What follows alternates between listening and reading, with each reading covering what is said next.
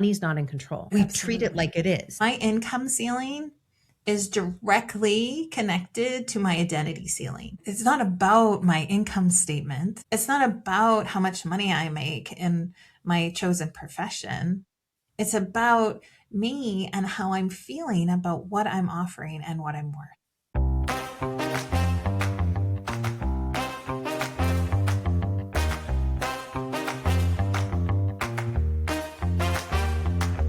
Hi there. Welcome to the Empowered and Embodied Show. I'm Kim Romain. And I'm Louise Neil. We're two transformational coaches who are also fellow travelers on the path of growth and self-discovery. And we're inviting you along for the ride. That's right. We're right here in the trenches with you, navigating the ups and downs of life. And each week we'll be sharing our own experiences, bringing you conversations with amazing guests, and exploring insights and strategies that have helped us find more clarity, confidence, and ease in our lives. And trust us, we do not have it all figured out. We're learning and growing right alongside you. So if you're ready to rise above the chaos, doubt, and confusion that sometimes life throws our way and step into a more empowered and embodied version of yourself, then you're in the right place. Let's get started.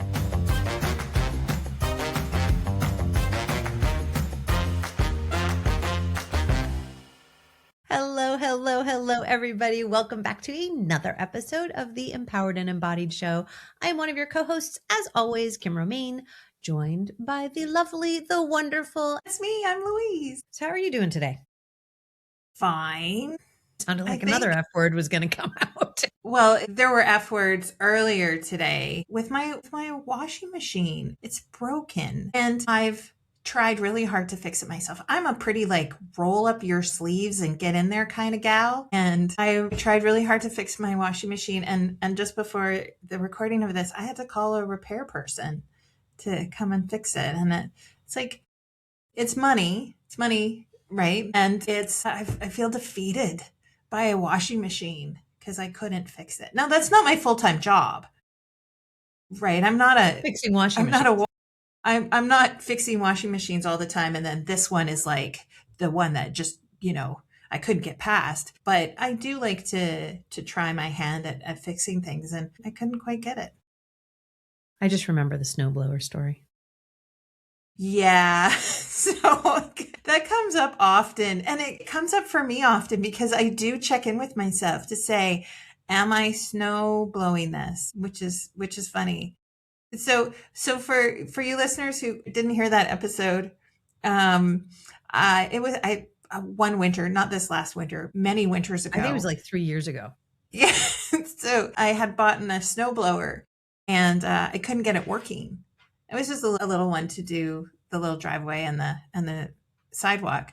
And I brought it inside and I was determined to get it to work. And I took it apart when in reality, I was just using it wrong. Yeah. Yeah. And also not, I think there was also the absence of reading the instructions. There was that too. Because I thought I knew I do this often. I think I know what's wrong. And so I'm just going to fix it because I must know what's wrong. And it's my job to fix things. So how's that going for you?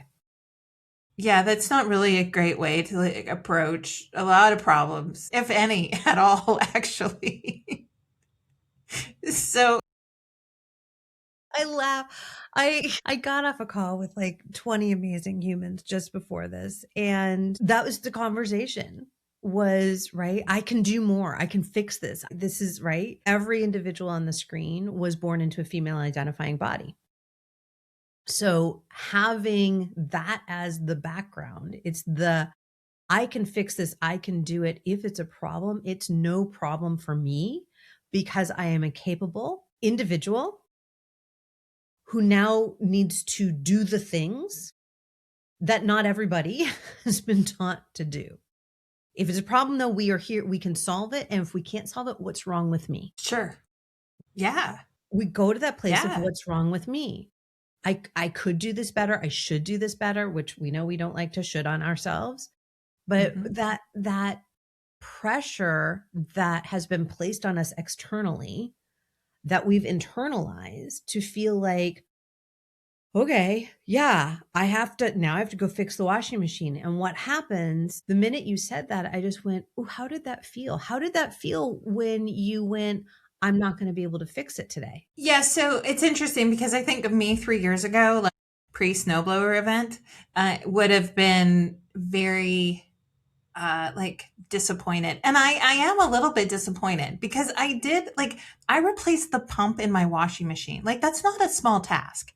And so I did that and I felt like jubilant Well, because you yesterday. get joy in doing this. I get so much joy out of like, yeah, it was broken and I fixed it. Or and now today it's not fixed.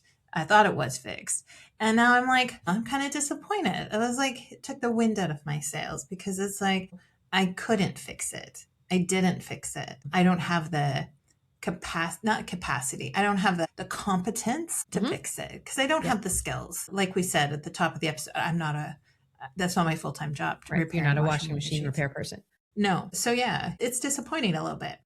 Yeah. So I hear that, right? It's that deflating, the wind out of the sails, that letdown. But then you added something else to it. Charlie shouted it out right there. You added something else to it. It's not just the deflation of I can't fix this. I'm not able to fix it. You said another word. You said, and it's money. And it's money. So tell me why you added that part in. Well, it's the old adage is like, well, just throw money at it and you can fix it. And it's like, ooh, I don't have money to throw at this problem either. And so what does that look like? That also feels a little crunchy. It's just like I now have to dish out additional funds to fix this thing that my family needs. And yeah, it's feeling a little crunchy around money right now. Hence the F words. You started by saying things were fine, Fine. right? And said that you dropped a lot of other F words earlier today I because did. it's the disappointment of now I'm owning up that this is not my wheelhouse. This is something that I if I continue to try and do this, I'm going to have another snowblower on my hands and I'm not going to get it fixed. Definitely not in a time that my family needs it.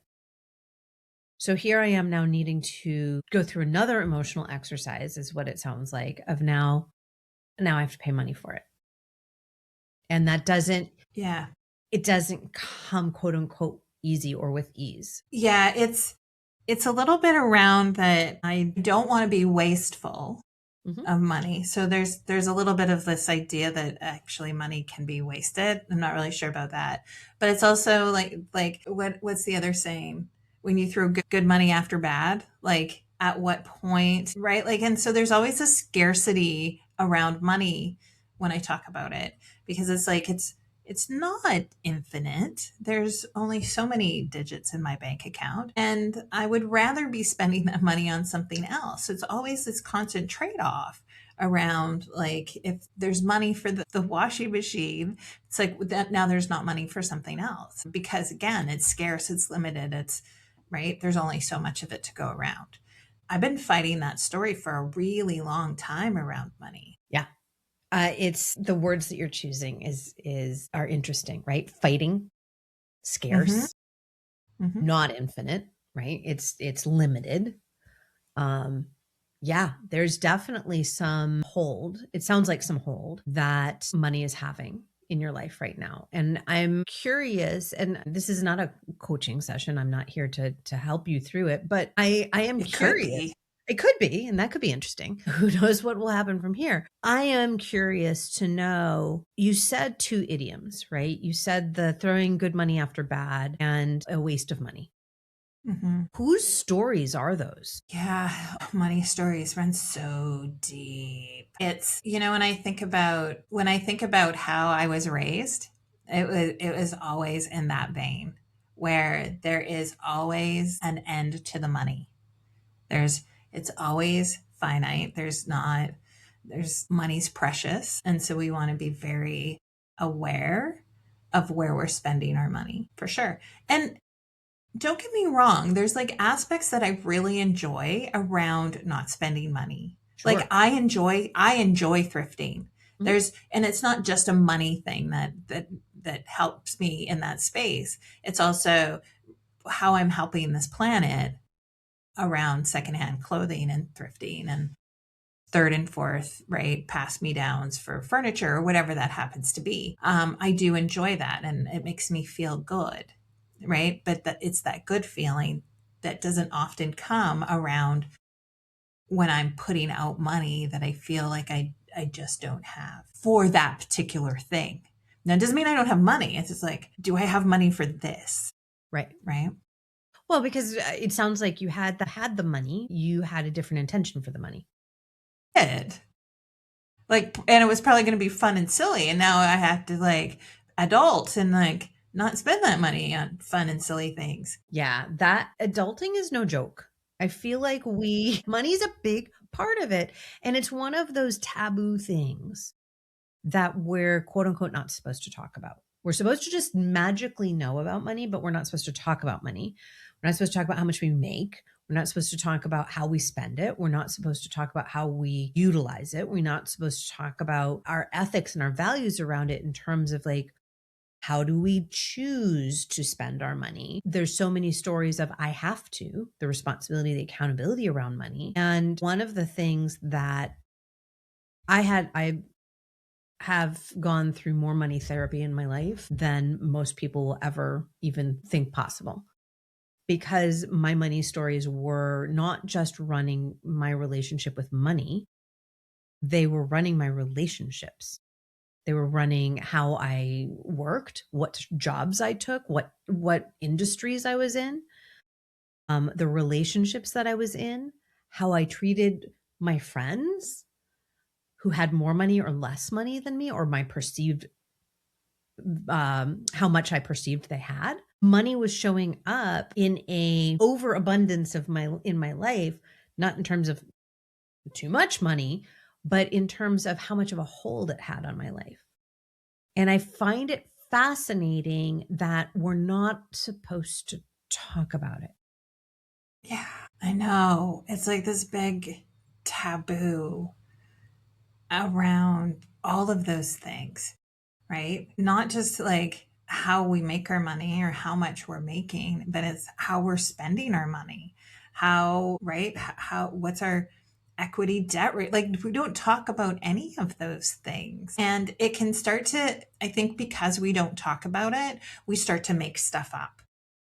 Oh, Right? We start 100%. to assume a lot of things when we're not in communication. Like we see this all in all kinds of spaces, but with money in particular, when we're not talking about it, our brains have this superpower of like making shit up to connect the dots for ourselves. And that's where all of those stories I think start to come from around and because we're thinking them, they come out in our actions, they come out in our relationships, they come out in the way we talk to ourselves, to others, and not just about money. But I think it also starts to talk and it get attached to how we value ourselves is a Oh my big gosh. reflection of how we value money.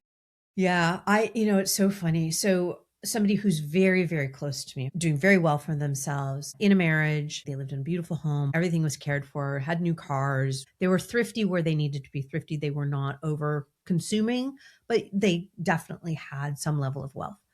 Went through a divorce. And I never knew that that person not only didn't know how to work with their money, but they were so scared to suddenly be responsible for their money, even though they had amassed plenty of it. And this is not somebody who you would think would ever have a confidence issue in this way. To find out that they're like, I don't actually know what I'm doing. I can read the profit and loss sheet, but I don't know I don't know what to do with this. I don't know how to make these decisions. It's so sad to me that we live in a world that we have to feel shame around not knowing because our schools don't teach us what to do. Our parents for shit sure don't teach us what to do for most of us, right? How are we supposed to learn? How are we ever supposed to learn what to do with money and how to be in relationship with money in a way that feels good to us, not that some Dude is Right. going to tell you this is because there's plenty of that out there, but that doesn't keep us in alignment with our money. That doesn't give us a relationship with our money. Yeah, that, and you said that word relationship, right? Because we might know tactically, understand tactically kind of like how money comes into our lives and how it might go out of our lives, but it's the relationship to it while it's here, when it's not, and all of those things that become so important. Because the reason why this is so important is because it attaches to us. Like, until we can figure out how to have this relationship with money that's not toxic, we're not showing up fully as ourselves. We just can't. Yeah. I mean, I'm going to go there. It's the systems, right? It's the systems that we're inside of. You knew I was going to eventually get there. The fact that we live within systems that have I mean, for fuck's sake, women were not given pockets in our clothing because we're not meant to carry anything. We weren't allowed to have, at least in the States, right? We weren't allowed to have credit cards or mortgages in our names until the 70s, 1970s. Right? We could vote before we could buy something on our own, before we could get a loan without a man coming along and signing for it. That's ridiculous. And we know that it's not just because, right, women were incapable, because that is not it at all. The systems have prevented us from doing that because the control needed to stay in one place. And if they cede control, what's going to happen? What's going to happen if women actually have control and openly have dialogue about money? What is going to happen? Mm-hmm. The much better world. Mm-hmm. Yeah. Yeah. I'm really glad you said that, because when we kind of put that in perspective around how we learn about money and how we have this relationship with money, it carries a lot of that toxic stuff, like generationally, into our relationship.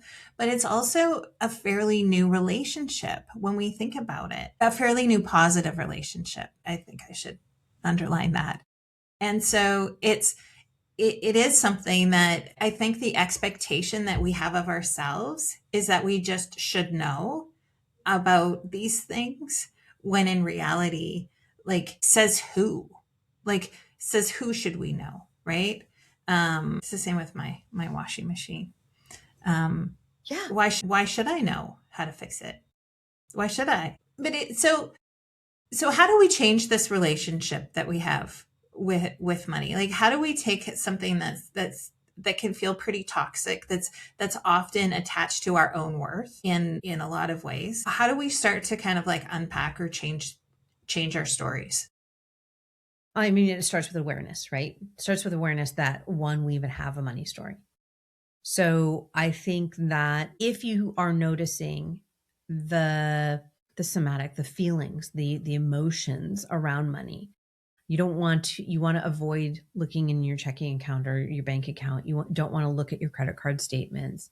You want to keep it taboo. You don't want to have conversations about it. You would rather not even have it exist. If you're in a partnership and you're not part of the conversations and somebody else is managing the money for you and you feel blind to what's going on, right? It starts with that feeling and that awareness of what's happening. And then once you have the awareness, that's where you get to start saying, okay, where did this belief come from? Is it an idiom that comes along with it? Is it just this belief, right? My belief was, I'm bad with money. I'm bad with money. And then I accumulated enough data showing me that I was bad with money. So I made that story true, versus, I was never actually taught what to do with money. Like, there's an alternative story here. I'm not bad with money. I'm actually very good with it. I'm great at spending it and I can make it. I just have a hard time necessarily keeping it. And so that doesn't mean I'm bad with money. It means I was never taught the mechanisms that work for me with what I want money to be doing. Because that's the other thing, is we're part of how we rewrite this is to understand that money's not in control, because we treat it like it is. Like you said earlier, right? It controls your relationships, where you work, what you do for a living. I don't know how many times I've heard clients say, well, I could never make a living doing what I love. Or Yeah, I know. as a child, right? Like I wanted to be a ballerina or whatever. I could never make money doing that. So I'm an engineer. Yep. So yeah, Yeah, I had a it client does. text me last night who had a review yesterday and their 1 year review in their new role. It's a new director role that they're in. And they were sure that it wasn't going to go well. It went amazing. They got a huge bonus. They got a raise. They got stuff, like all this stuff. And they texted me and they're like, this feels great. An hour later, I don't know if it's enough. I don't know if I'm being paid my worth. So recognition, kudos for recognizing that you're probably worth more because sure. And that's that story. Our default stories don't take long to come back. Right? I was worried I wasn't gonna be seen in a good light. I wasn't gonna get the raise. I wasn't gonna get the right. That wasn't going to be accessible to me. It was, and then some.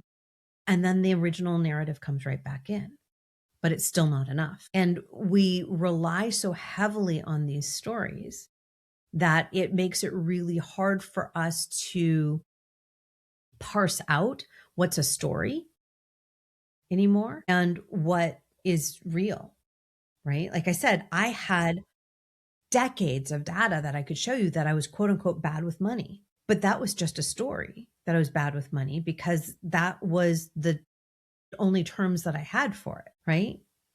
Mm-hmm. And there are some ways that I operate with money that other people would be like, clutching their pearls and freaked out like that. Who does money like that? Well, I do money like that and my nervous system is okay because I had to realize what my relationship with money needed to be. Yeah. I started a few days ago kind of unpacking my money story because with the fire horse energy and all of that stuff, I'm like, you know what? This is a time to kind of shed all of those things. And like, what do I want to burn down?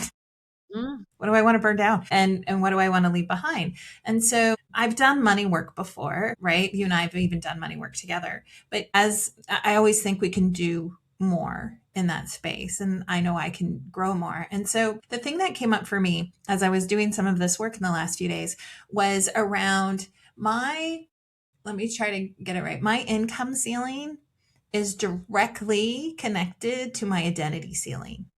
Yeah. And Say it so again if for the people in the back. my income ceiling is directly connected to my identity ceiling. Okay. Now explain what that means. I know what it means, but not everyone may.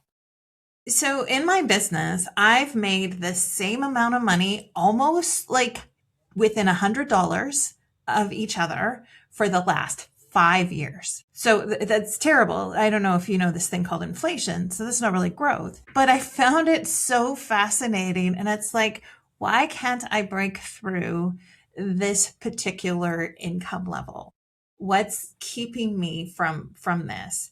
And it's like, I wonder if how I'm thinking about money is actually what's keeping me from making money. And the story that I carry with it is around worth. What am I worth? What am I worth? Because, right, as a coach and a leadership advisor, strategist, what are you worth per hour? What are you worth? What's your program worth? What's transformation worth? And it comes up over and over and over again. And so it becomes very connected to me that even though I don't recognize it at the time, when you hear something over and over and over again, your subconscious picks it up and starts replaying it in your dreams and all the time. And it's this worth, right? Am I offering enough value and enough worth to the clients that I serve? And I get to that point where, well, it's like this value, this ceiling, this income, that's what I'm doing. I can do that with my eyes closed. And so it's not about my income statement. It's not about how much money I make in my chosen profession. It's about me and how I'm feeling about what I'm offering and what I'm worth. And so it's not about making more money. It's about reevaluating how I feel about being worthy or not worthy. And this is the problem with all of the providers out there, all of the professionals out there that are focusing on everybody needs to get to 6 figures. Everybody needs to break that 7-figure ceiling. Everybody needs to break this 8-figure ceiling. No, you break whatever ceiling is next for you if you want to break that ceiling. Even if you chose to just stay with inflation, which is really keeping you flat, then that's a choice. If you choose to make more or make less than that, that's a choice. And the thing that we lose sight of all the time is nobody gets to make that choice but you. You get to choose what your worth is. Other people get to decide whether they agree with that, but they're not 100%. choosing your worth. 100%. And Yes. the greatest personal development tool in the world, if you want to do deep work on yourself, especially around worth and worthiness, become an entrepreneur and have to tell people your price over and over and over again, and keep putting things into the world that are quote unquote worthy that people will pay for. Sure. Yep. Because that is hard work to do when you question, well, is this worth it? Would I pay this? Well, would you? I don't know. You've already done the work. So like what you're now helping people with, would you pay for that now? Probably not, because you've already done it. I mean, honest, like when I think about that, I'm like, well, what would I pay? But I think then about, well, what am I paying for? What do I deem worthy, and how much am I willing to pay for it? And one person can charge me $500 for a program or whatever, and I'll be like, no. Somebody can charge me $1,000 for another program, and I'll be like, yeah, and it could both be marketing, right? Because we were talking about putting ourselves in the world. 2 totally different marketing programs. And one I'm going to feel like is not even worth $500. And the other one will be like $1,000. But I'm not choosing their worth. I'm agreeing to whether or not I believe that that is going to be helpful to me, to that value, if it's going to be valuable to me. But yeah, I think part of it is switching, at least it has been for me. It's switching that my worth, you're not deciding my worth as to whether or not, right? My worthiness is not dependent on you paying for me, because I am not in your business of your money. Right. That could be your scarcity Absolutely. issue. Yeah, right? yeah. And this happens all the time to my leadership clients, right? When we talk about, right, like salary and money and benefits and all of that stuff, it's the same thing. It's like, I'm at this level because that's what I'm worth. Mhm. That's the value that I bring. And it's like, well, let's just check that language for a minute, because it's not directly tied to what you're to the Yeah. Yeah. And if you're on, I don't care what, if I don't care what you do for a living, we are all on sales calls at one point in our life or another. Somebody has us on a sales call or is coming to our door and trying to sell us something, right? The minute they start getting in your head about you being worthy, right? Like this is going to improve your worth. This is going to be valuable to you. When they're now in your head and they're messing with your stories, that's wrong. Shut that shit down. Shut that shit down. That is predatory, and that is not okay. That is somebody knowing that we all walk around with baggage and stories, especially around money, and that we will cave to that shit every time. I have spent thousands, probably tens of thousands of dollars because of that behavior myself. Yeah. Yep. And I like, if I'm on a call with somebody, working with them, wanting to sell to them, I'm going to make sure that what I'm saying to them is honoring them and their ability to be in choice. Yeah. Right. It's the games that get played around selling unethically, it makes me want to puke. I've been taken for rides all kinds of ways. I've had people play those games with me. I've had people try to train me to play those games to other people. And it's horrible. It's horrible. There's a period of time in my business where I believed that the only way I could make money was to do those unethical things Mhm. because that's what was happening around me. That was the people that I was with, it was the communities I was in, because felt the scarcity around money. So it's like, how do I make money? Oh, these people must know because they're making money. And the tactics and the words, it was just gross. It was the hardest year in my business because it felt like I was out of control. And I hated that. And I cleanly made a choice to say, like, no, I am not doing that. I'm not paying into that story that this is what we have to do in order to make money in this business of service. The shaming that goes on, I mean, we shame each other left and right about everything. And the shaming that goes on with saying, well, if you really cared about yourself, if you really would invest in your business, if you really cared about your children or your family, if you really cared, right? Putting that kind of pressure on people to be like, well, of course I do. So of course I need this widget or service or whatever. Unethical, absolutely. The shame with saying you're not making a certain amount of money. The shame with saying I don't want to charge that amount of money. All clear, right? Horrible. Let's not do that. Bad, bad, bad, bad. We also don't want to shame people who want money. If they For are sure. doing it in an ethical way, like I personally don't have a problem with money. I do believe there's the concept of an ethical billionaire. I don't think we've seen it practiced, but I do believe there is the, if somebody has, use lack of a better word, perfected the way, improved the way of getting income in an ethical way to the level that then they are able to amass billions of dollars in an ongoing sustainable way, and that money is being re-resourced into the communities, into the world, into the collective. I believe that an ethical billionaire can exist. People would argue with me and say then they're not a billionaire because they're spending all their money. I would say yes, they are, because they're able to create that money. They're creating that money and putting it back into the world. I believe that exists. I believe we don't know about it, and or we haven't seen it modeled for us. But I don't have a problem with that, because money is a tool. Money is a tool that is used as a resource in many different ways. But the shame that we put on each other around money just perpetrates the harm and the control that money has on us and our lives. And we've got to stop it. But it starts with ourselves, with unpacking those stories, with being aware that they exist, and by being willing to say, I actually want to talk about money.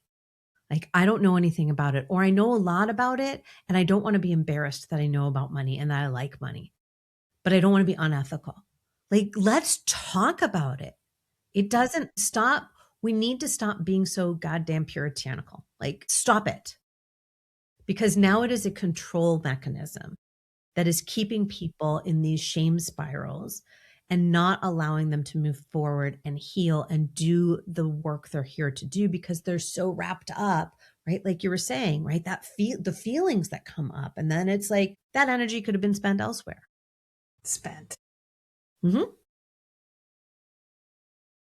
We are so limited by language. Yeah, and it's really the judgments, right? When we can put down the judgments of what money is, or what we feel, how we feel about ourselves, about others, when we can put down those judgments and just strip back the stories, look at the facts, and start from there and start building a foundationally healthy relationship with this thing that's going to be around you for always.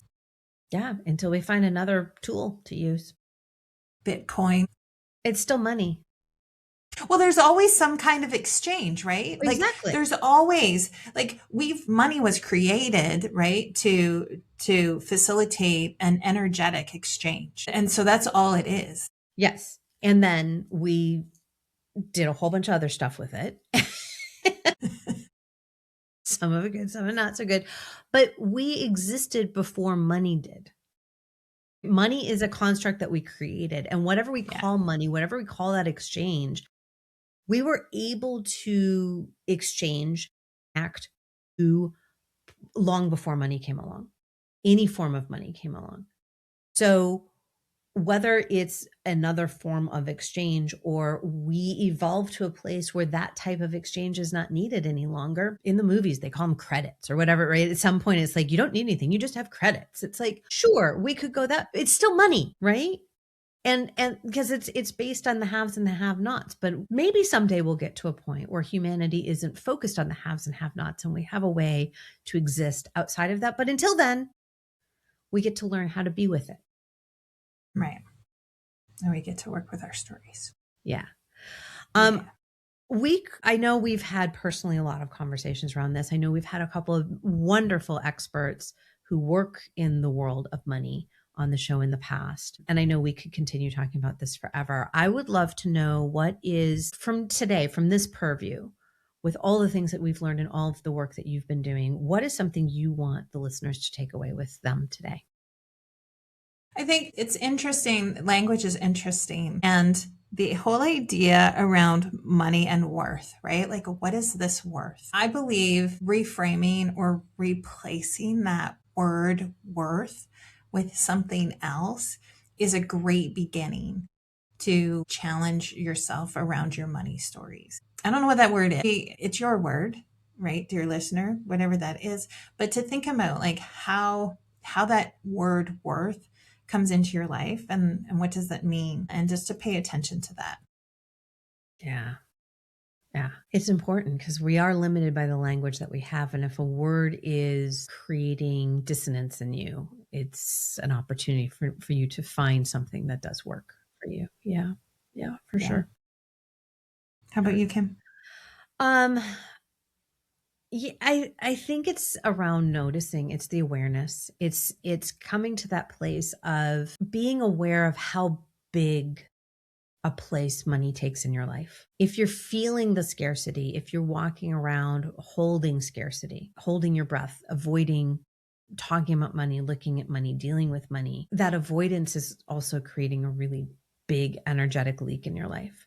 So just being aware of how much space and energy money is taking up is a great place, in my opinion, to start to say, oh, maybe I don't want it to have quite so much a hold on me.